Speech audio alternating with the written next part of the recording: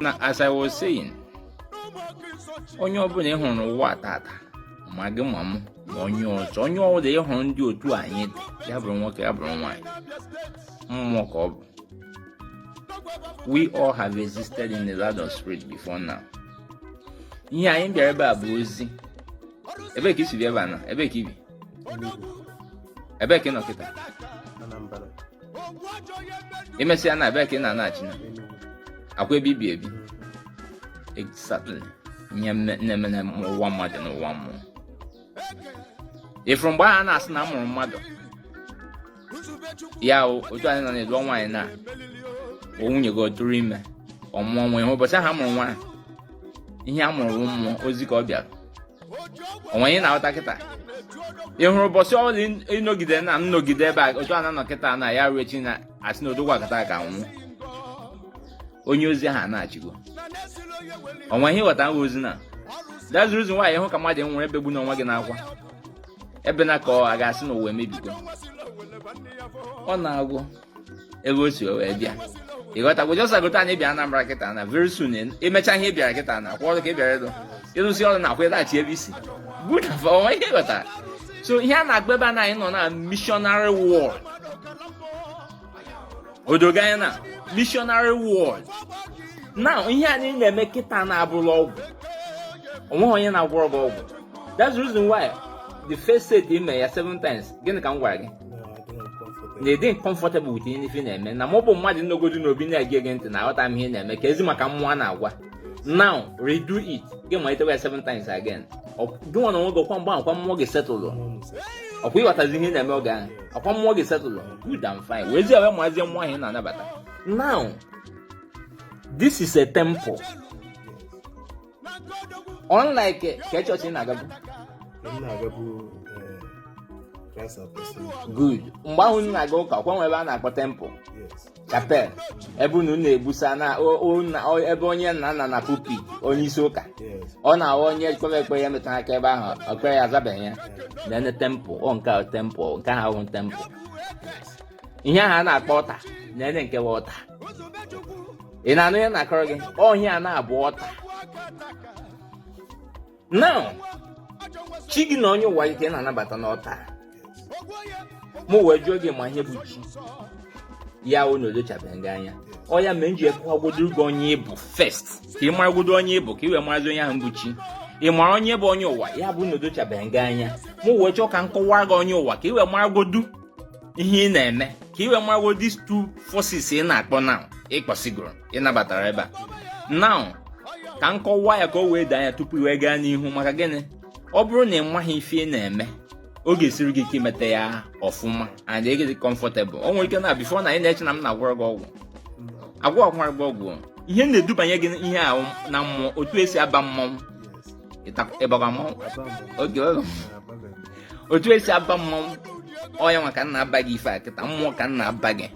mana mmụọ ahụ malitere na chi gị na onye ụwa gị ị na-aghọta ihe na-akọrọ gị good and fine. Now chi ahụ a na-ekwu okwu ya ụgwọ m gị na every human being ịfụrụ n'ụwa tada na ọgwụgwọ mmụọ na omegwu exist in the land of spirit. Now chi ahụ a na-ekwu okwu ya ihe anyị na-akpọ ya ọ bụrụ ọsọ chi ọ bụrụ chi ịma that we are talking about numerous spirit. Ọ ya mere enweghị na-ekwu chi m ọgwa ihe na-ekwu onye ụwa m. So that is to say ihe anyị na-akpọ ya n'ozuzu oke n'asụsụ Igbo bụ chi edum ụwa m. Chi edum ụwa m ya chi na-edum ụwa m. Ị na-ahụ ya kịta na ị na-aghọta ihe na-akọrọ kịta na ụwa na-ebia kịta na-abụ ije ka ọ bụ ọ ya mere eji akpọ ya ije ụwa. Ị na-aghọta so na ije a na-ebia inidre guardian inidre onye nga na-eduzi gị otherwise ifuru ọ ya ma ọtụ na njifuo n'ụbọchị nketa the lost o nwere ihe bụ akara aka ejiri bịa ụwa onye ọbụla nwere nke ya otu anyị nọ na-emabeghị nke gị amaghịkwa m akara aka gị mana chi gị ahụ maara akara aka gị. Now ọ bụrụ na ịmata chi gị ahụ na-amata onye ụwa gị which are two forces mara akara aka gị ndị responsible for akara aka gị. Now having invited them Having given them a place in your life, what happens? Gina ha malitezie good relationship na-agazi n'ihu gị na-elekọta ha ọ na-elekọta gị ije gị na ha dizie ka aka nri na aka ekpe ọkwa ma ọ na-abụ aka nri kwa aka ekpe kwa aka nri ọkwa ịma ihe a na-akpa ekere ịma ihe ekere akwa ịma eriri ahụ eji eke akpaka ma ọ bụ eji ekekwa ogiri ọkwa ịma na ọ na-abụ ewe ya ke nnu kịta ewepụta nnu ahụ imetụ ekere ahụ ọnụ kedu ka ọ ga na-atọ ọ ya ka Igbo na-asị ekere na ụtọ nnu na ụtọ na ekere jiri ke nnu mgbe gị na ha bịazi bịa build the relationship ije gị dị ụtọ ije ha ọ dịkwa ụtọ maka ọ na-awụ ya bara isi ọbara gị na afọ ọnụ ọbara dịbụ ọbara gị na akpa agwụ ya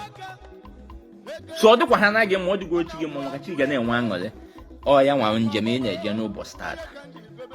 nwa ndị gị bịa ụwa ya ka ị na-anabata tata o doro gị anya kịta now ị maragwo nke bụ onye ụwa gị onye nọtara gị ụwa ịma mission ya mana ị ghọtara ihe bụ onye ụwa mmadụ oke ịghọta ya ịghọtago nke bụ chi ụwa kịta chi ụwa mmadụ ka mbe gị mata na ọ mmụọ ka ọnwụ nkwa mmadụ ka ọnwụ mana onye ụwa mmadụ bụ onye bịagworo ụwa na mbụ otu anyị nọ kịta na gị bịara ụwa tata kedu aha gị gị wee bisi ụwa na-achị iruo na mmụọ you tender account akwa ebugo ụzọ gwa gị na onye ọzọ m bịara ụwa ga-anwụrịrị otu a na mụ bụ ndị gwara kịta ka m bịara kịta na ọkwadibe ka m na-eme ọkwadibe ka eji nwara m ka ị bịa na be ọkwa na be dibe ka ị bịa mụ wee mesịa diba mụ mmụọ echi niile mụ na-achị mmemme na akaụntụ. This is why ụwa anyị bịa onye ọbụla kwesịrị iji ekpachara anya ya mmezi akaụntụ ahụ ka m siri jete ọ bụ ije m ga-awara ntị isi odogwu ijere ọfụma ngwa ya agaghachi azụ odogwu ị gaghị ọfụma ị ga-agaghachi ọzọ ka iji jee correct ya some certain things emeta ha ọfụma tourism mmadụ ji abịa ụwa na ọ metere ya ka o jee continue ọ na o metaghị ya ka oge dozie ihe ndị o metaghị na mbụ tourism mana ọ bụrụzi mụnwa ga-abịazi ya ọ bụrụzi iru a na nji bịa na ka m ga-eji ga-abịa sometimes a na-ejikwa abịakwa o sometimes mana ọ dịghị necessary enweziri ike ịbịazi oge ma abịara nwa m njeri ije edi ebe ọzọ nwa m nwaanyị njeri ada nwaanyị a na ma ọ dị nke nka ga-amụta njeri ije edi ebe ọzọ ma abịara hụ ụwa ebe ahụ ha njeri ije edi ma agazi ụwa ebe ahụ ma ọ ma abịara nwa m n'afọ nke ọkpara ma nke nwoke amụrụ n'obi mesị na ya ma bịara ya ụwa ma nọ ụwa ebe ahụ ị na-aghọta na nnọtazi ụwa ahụ ị hụrụ onye ahụ amụrụ datụ nwata ahụ amụrụ kedu onye ụwa ya site na ihe nkọwa kịta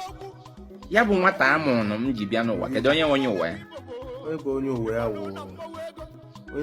ya wụ onye izi ahụ bịaburu ngwa na onye from ihe eji maatụ kịta ọkwa m bịara ụwa ọkwa m onye ụwa ya ọgwụgwọ onye ghọta kịta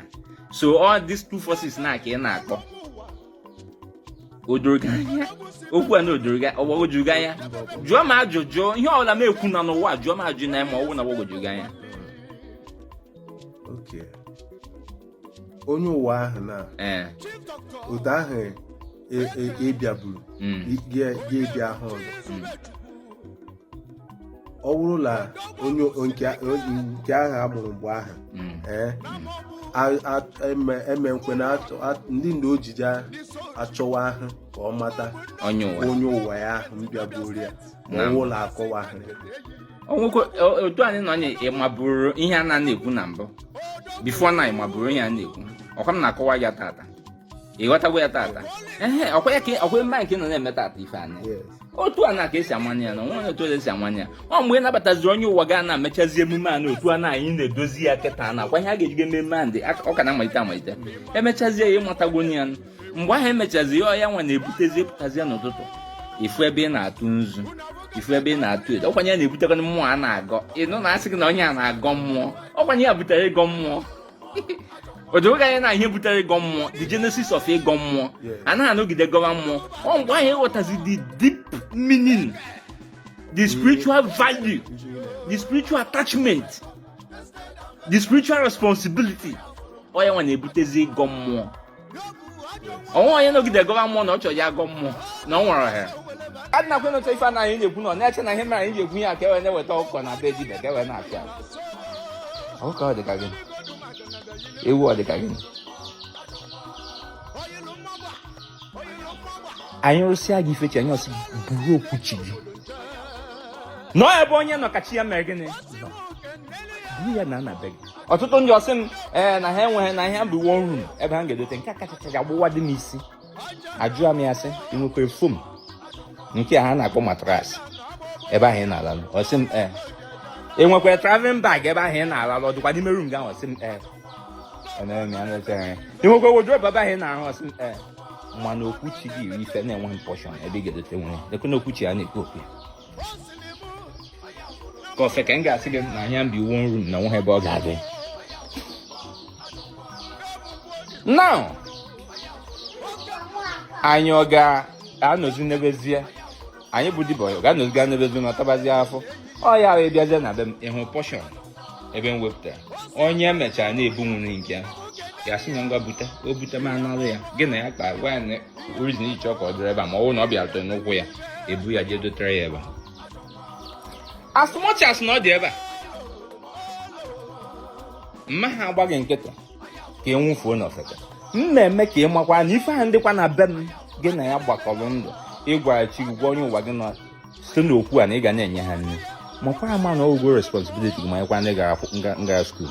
ịma na oyibo anaghị adị mma n'ọnụ oyibo ọ na-adị mma mana ọ na-amara ka ịsụ ya ihe ndị nkwana onye ga na-akwụrụ m ụgwọ akwụkwọ ama na onye ga-enye ndị m aka na-akwụkwanụ onye ga-ewe m na skuul kịta m ana mara ka gị sụọ oyibo mana ọ na-adị mma n'ọnụ now mara ma na ogo responsibility gị ị na-enye ya na ị na-elekọta ya ọnwa onye mkpata nkịta n'ụlọ lere anya ka agbata obi ya bịa nyewe ya nri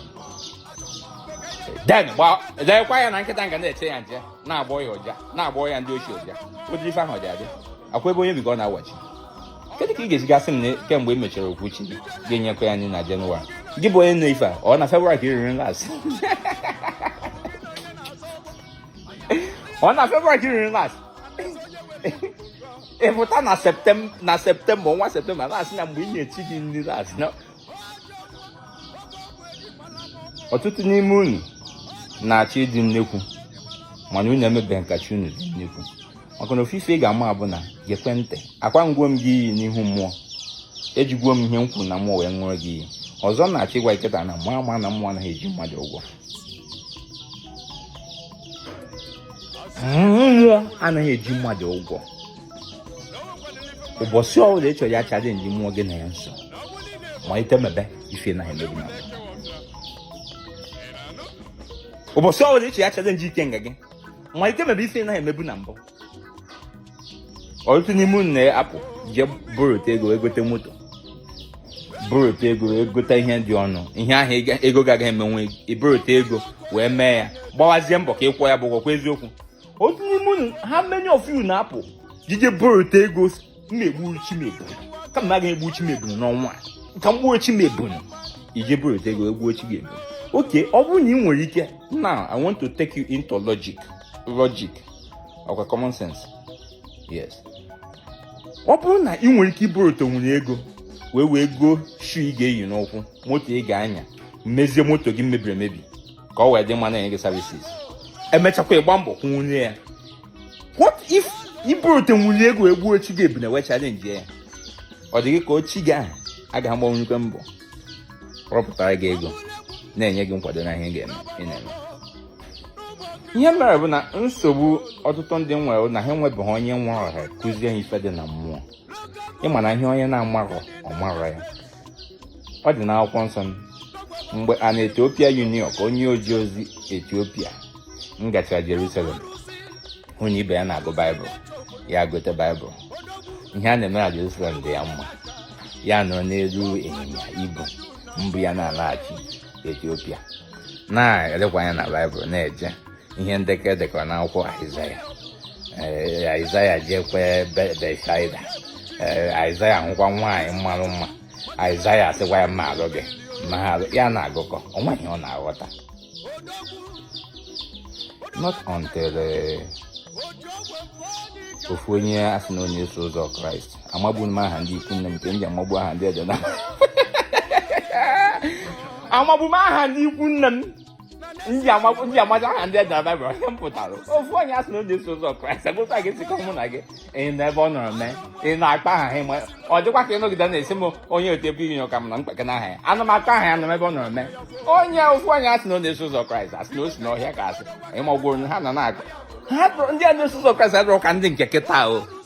ịma ndị nke kịta ji convoy eje mana ndị nke that time ha na-akpara n'ọhịa na ụzọ na-achọ ndị ha ga-ezisa ozi ọma ịghọtagbo ndị nke kịta na-aja ozi ha ji convoy eje ha amaghị poor person wee kpakwutezie ya ndị mana anyị bụ dibe anyị dị ka ndị a na-eso ụzọ Kraịst mgbe ochie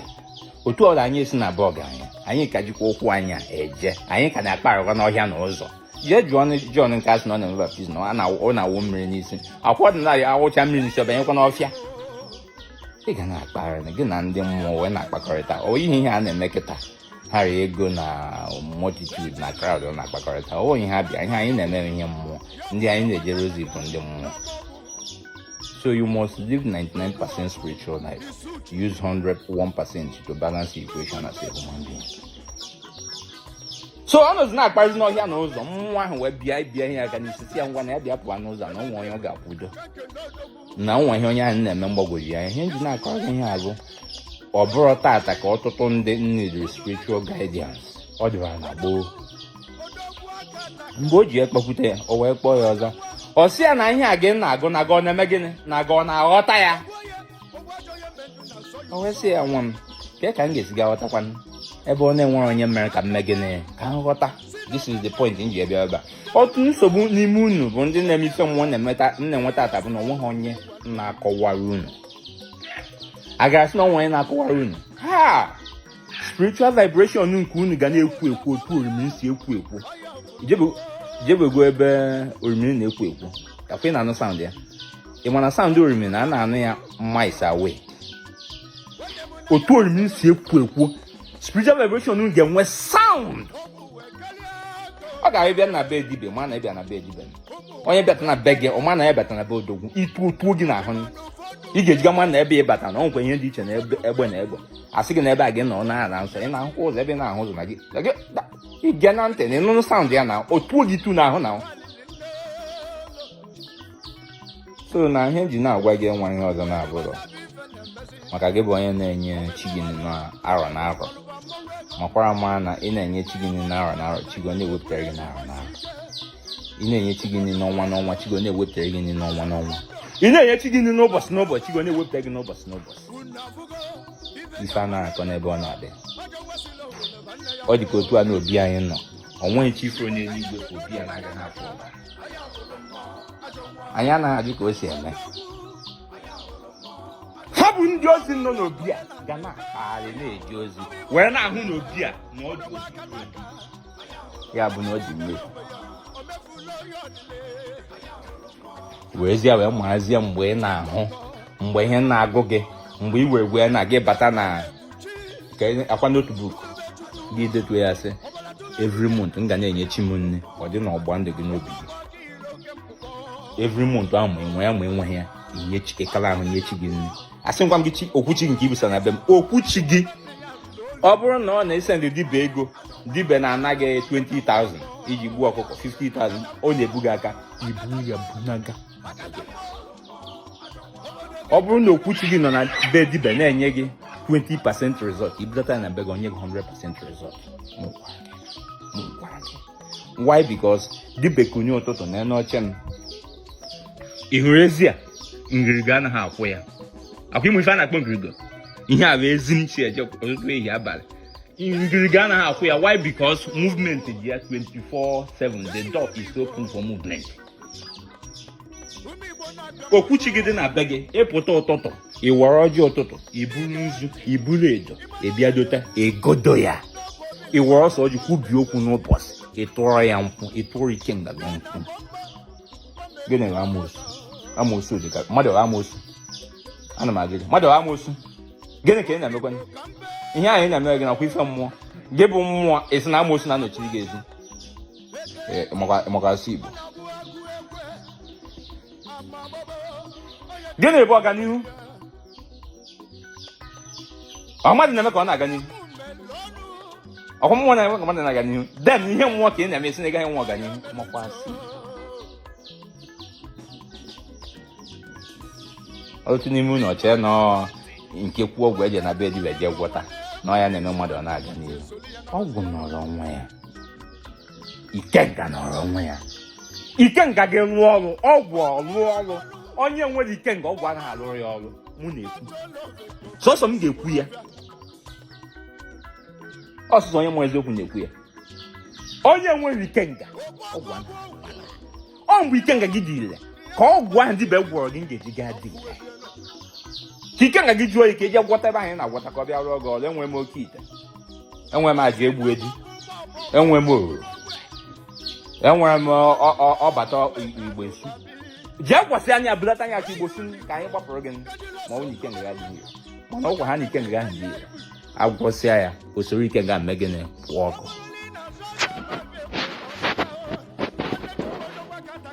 Ọ bụ nna n'onye ụwa gị ka ị kpoturu ka ọ bụ chi gị na onye ụwa gị ka ị kpoturu?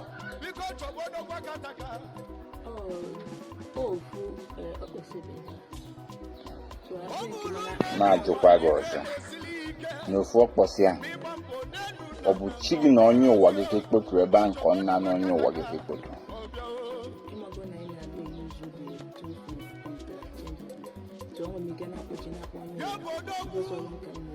Okay. Maka na ihe m ji ajụ gị ihe a na-abụ ihe mmụọ anyị na-eme ọjọọ gị ma ma ị na-amarọ. Iji maatụ ịbata n'ezinụlọ Afrịka na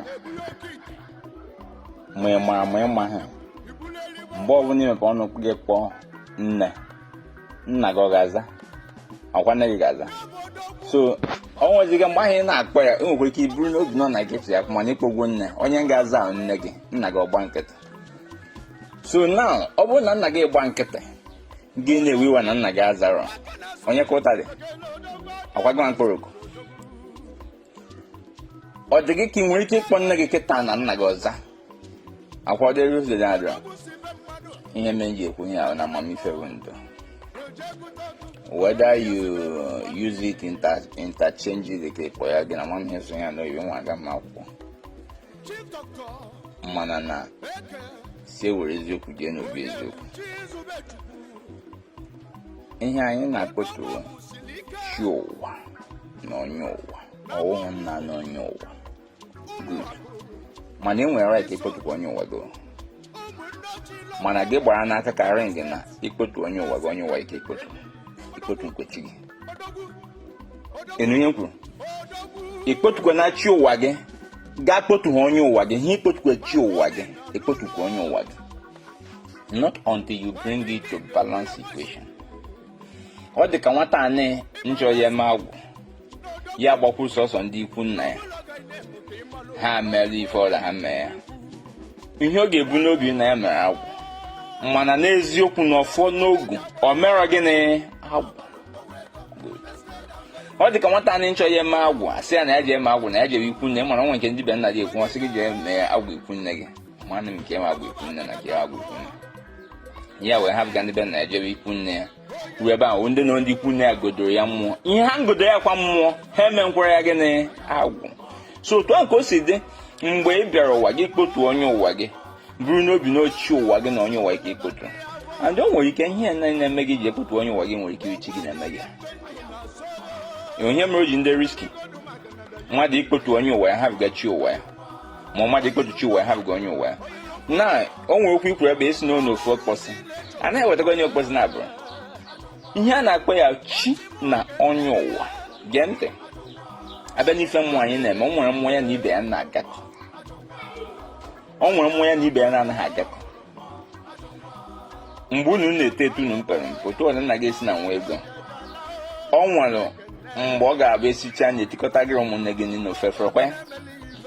Mana